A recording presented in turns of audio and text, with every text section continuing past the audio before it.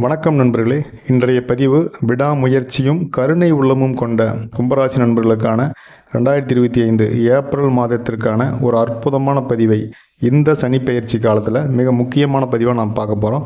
So சின்ன பதிவு தான், ஸ்கிப் பண்ணாமல் வீடியோ பாருங்கள். ஃப்ரெண்ட்ஸ், இந்த பதிவு கும்பராசி நண்பர்களுக்கான கிரகநிலை எப்படி இருக்குது, பலன்கள் எப்படி இருக்குது, பெண்களுக்கான பலன், பொருளாதாரம் எப்படி இருக்குது, மாணவர்களுக்கான பலன், ஆரோக்கியம், வழிபாடு, பரிகாரம்னு சொல்லி மிக அற்புதமாக பார்க்க போகிறோம். ஸோ ஸ்கிப் பண்ணாமல் பாருங்கள். அதுக்கு முன்னால் நீங்கள் இன்னும் நம்ம சேனலை சப்ஸ்கிரைப் பண்ணாமல் வீடியோ பார்த்துருந்தீங்கன்னா சப்ஸ்கிரைப் பண்ணி பெல் ஐக்கான் ஆன் பண்ணி வச்சுக்கோங்க. இந்த மாதத்திற்கான கிரகநிலை அப்படின்னு பார்க்கும்போது உங்கள் ராசியிலேயே புதன் பகவான், சனி பகவான் சொல்லி 2 பேர் இருக்காங்க. 2ஆம் வீடுன்னு சொல்லக்கூடிய மீனத்தில் ராகு, சுக்கிரன், சூரியன் பகவானும், 3ஆம் வீடுன்னு சொல்லக்கூடிய மேசத்தில் சந்திர பகவானும், 4ஆம் வீடு ரிஷபத்தில் குரு பகவானும், 5ஆம் வீடு மிதுனத்தில் செவ்வாய் பகவானும், 8ஆம் வீடு கன்னி ராசியில் கேது பகவானும் அப்படின்னு சொல்லி இந்த கும்பராசியில் கிரகநிலைகள் இந்த ஏப்ரல் மாதத்தில் ஸ்டார்ட் ஆகுது. இந்த சனி திசை நடப்பில் உள்ள இந்த காலம் கும்பராசியில் இந்த ஏப்ரல் மாதத்திற்கான கிரகநிலைகள் நற்பலனை கொடுக்குமா, இல்லை கடந்த காலங்கள் மாதிரி கஷ்டத்தை கொடுக்குமா அப்படிங்கிறத தான் இன்றைய பதிவில் நாம் பார்க்க போகிறோம். முதல்ல தொழில் வியாபாரம் எப்படி இருக்குன்னு பார்த்தா, வேலை வியாபாரம் அப்படின்னு பார்க்கும்போது 2இல் உள்ள சூரிய பகவானால் எதிலும் திருப்தி இல்லாத சூழல் அப்படிங்கிறது கும்பராசி நண்பர்களுக்கு உருவாகும். எதை பண்ணாலுமே இன்னும் கொஞ்சம் பெட்டராக பண்ணிடலாமோ அப்படிங்கிற மாதிரியான அந்த எண்ணத்தை சூரிய பகவான் கொடுப்பாரு. கடினமான அதோடு நுணுக்கமான வேலை செய்யக்கூடிய கும்பராசி நண்பர்களுக்கு எதிலும் தெளிவான முடிவெடுக்கவே முடியல. யாராச்சும் கன்சல்ட் பண்ணணும் அப்படிங்கிற மாதிரியான ஒரு சூழ்நிலை, அதோட உடனடியான தீர்வும் அப்படிங்கிறதுமே எடுக்க முடியல. அந்த ப்ரெசன்ட் ஆஃப் மைண்ட் அப்படிங்கிறது இந்த காலத்தில் கொஞ்சம் உங்களுக்கு ஆப்சண்ட் ஆகும். ஸோ அதனால் தப்பு இல்லை, நீங்கள் ஆலோசனை கேட்டு நீங்கள் ஒரு முடிவு எடுக்கிறதுங்கிறது இன்னும் கொஞ்சம் பெட்டர் தான்.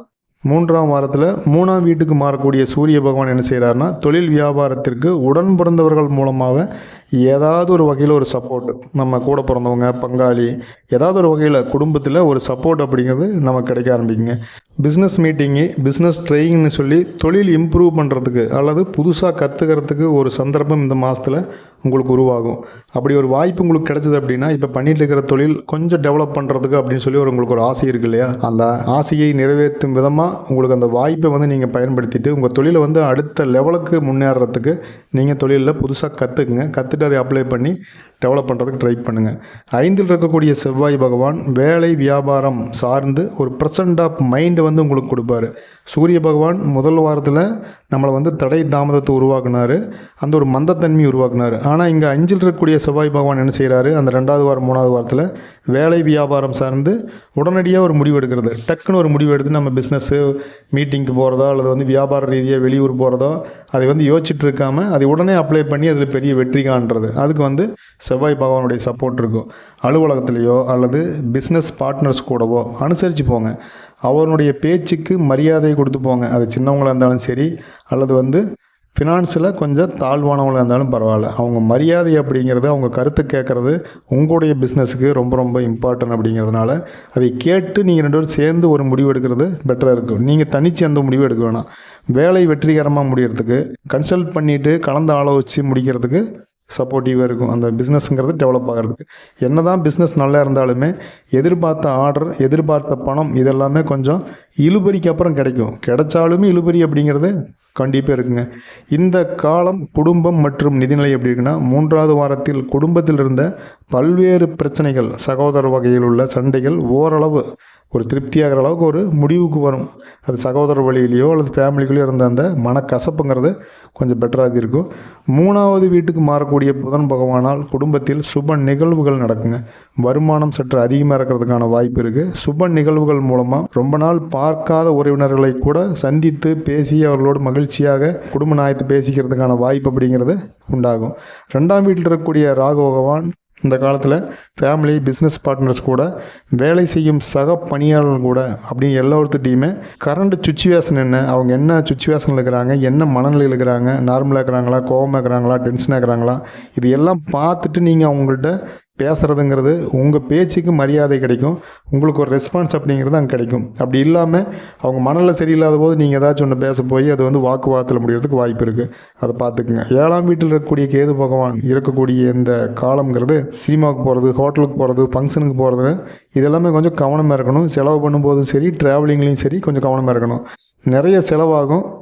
மதிப்புமிக்க பொருள்கள் தொலைஞ்சு போகிறது அல்லது நிறைய செலவாகிறது, இந்த 2ல் மேக்ஸிமம் 2மே நடக்கிறதுக்கு வாய்ப்பு இருக்குது. மாத இறுதியில் நடக்கக்கூடிய ராகு பெயர்ச்சிங்கிறது மனதில் வந்து ஒரு புது உற்சாகத்தை கொடுக்கும், நல்ல சிந்தனைகளை உருவாக்கும்.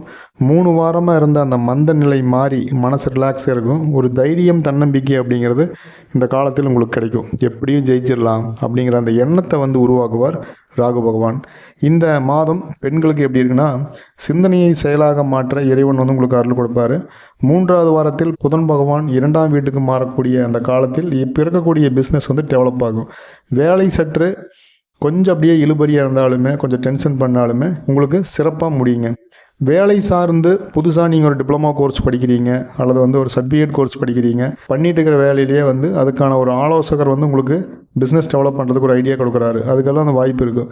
2ஆம் வீட்டில் இருக்கக்கூடிய சுக்கிர பகவான் இந்த காலம் சகோதரிகளுக்கு நீண்ட நாள் கனவு நனவாகிறதுக்கான அருளையும் வந்து கொடுக்குறாரு. சுப நிகழ்ச்சியில் கலந்துக்கிறது, ஒரு பெரிய விருந்தில் கலந்துக்கிறது, சின்ன வயசில் விரும்பி சாப்பிட்ட உணவுகளை வந்து இந்த மாதத்தில் சாப்பிட்டு ஹாப்பியாக ஃபேமிலியோடு சந்தோஷமாக இருக்கிறது, இது எல்லாமே இருக்கும். 8ஆம் வீட்டுக்கு கேது பகவான் வரும்போது முடிஞ்சு போன பழைய பிரச்சனைகளை வந்து நினைவுக்கு வர்றது, அது சம்மந்தமாக யாராவது வந்து ஞாபகப்படுத்தி நம்மளை டென்ஷன் பண்ணுறது, அதனால் மன அழுத்தம் உருவாகிறது, இதெல்லாமே இருக்கும். மேசத்தில் இருக்கக்கூடிய சந்திர பகவான் ஒரு ஆடம்பரமான வாழ்க்கையை கொடுத்தாலுமே தேவையற்ற சோர்வு, தேவையற்ற டென்ஷன் அப்படிங்கிறது வந்து இந்த மாதத்தில் அப்பப்போது கொஞ்சம் உங்களை அப்படியே நிலைகுலைய வைக்கணும். எந்த மாற்றம் இல்லைங்க.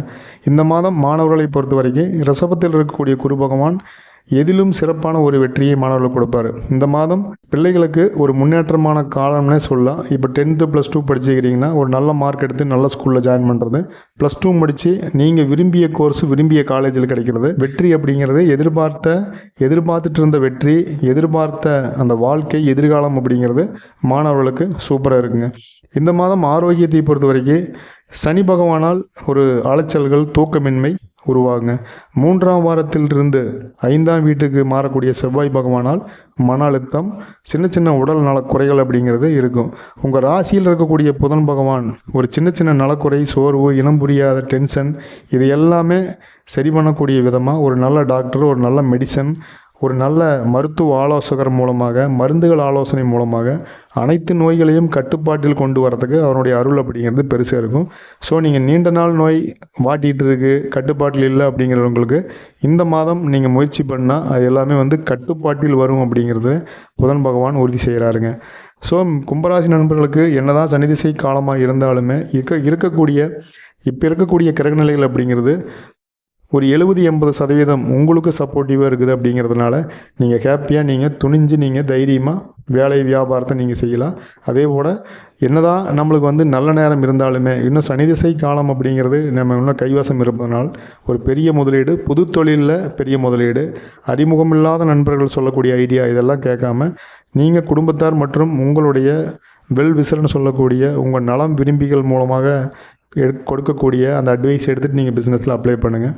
வாழ்த்துக்கள் நண்பர்களே. இந்த மாதத்தை இன்னுமே தெளிவான மாதமாக, சூப்பரான சக்ஸஸ்ஃபுல்லான மாதமாக மாற்றுறதுக்கு வழிபாடு இருக்கான்னு பார்த்தா 2 வழிபாடு தான். ஒன்று விநாயகர் பெருமான் வழிபாடு தினமுமே நீங்கள் செய்யணும்.